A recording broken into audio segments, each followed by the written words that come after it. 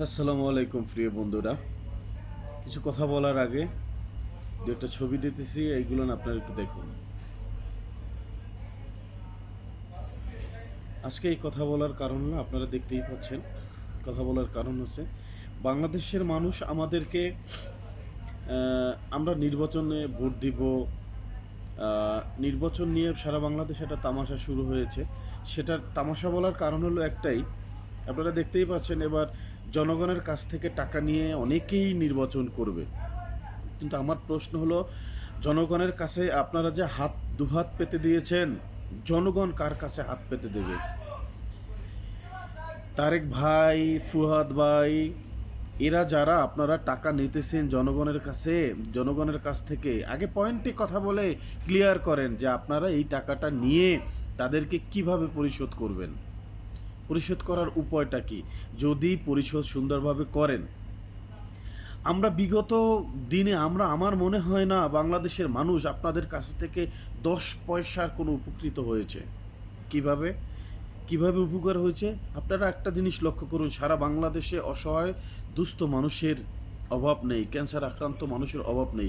যদি কোনো মানুষ তাদের পাশে গিয়ে দাঁড়িয়ে আজ ভিডিও বা লাইভে এসে যদি বলে বা এই লোকটাকে সহযোগিতা করুন, বা এই লোকটা অসহায় আছে তাদেরকে খাবার কিনে দেন, বা এদের ঘর নাই তাদের ঘর করে দিন, এরকমের অনেক ভিডিও আসে। সেই জায়গা থেকে আমরা দেখতে পাই, যদি এরকমের কোনো মানবিক মানুষ দাঁড়ায় কারো পাশে, তখন হয়তো বা কেউ না কেউ 2-4 পয়সা টাকা দেয়, যাতে করে একদিন 2 দিন চলার মতো বা 2 দিন ওষুধ কেনার মতন। কিন্তু আমরা সাধারণ মানুষ এত বোকার বোকা, আজকে নির্বাচন করবে, আমাদের কাছে ভিক্ষা চাইতেছে, সেই ভিক্ষার টাকা দিয়ে তারা নির্বাচন করবে, সেটা আমাদের দেখতে হবে। আসলে আমাদের দেখতে হবে, সেটা ঠিক আছে, আমাদের টাকা নিবে।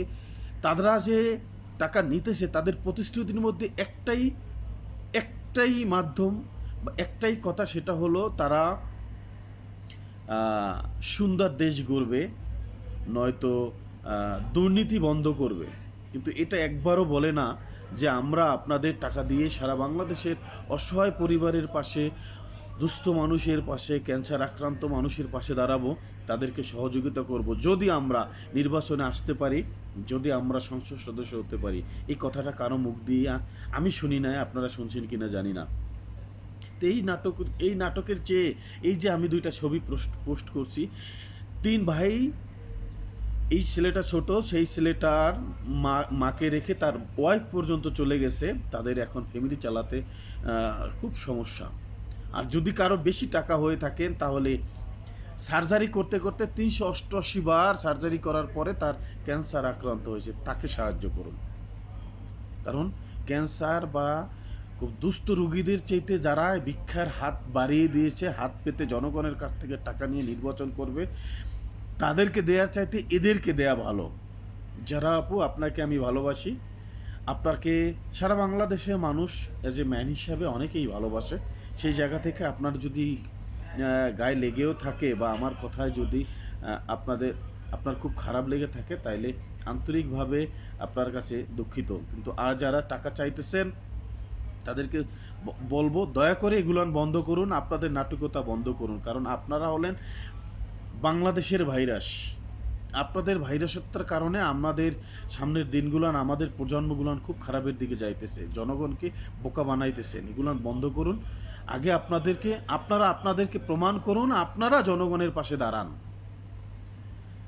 তারপরে আপনাদেরকে জনগণ এমনিতেই আপনাদের ভালোবাসলে আপনাদের সহযোগ করবেন।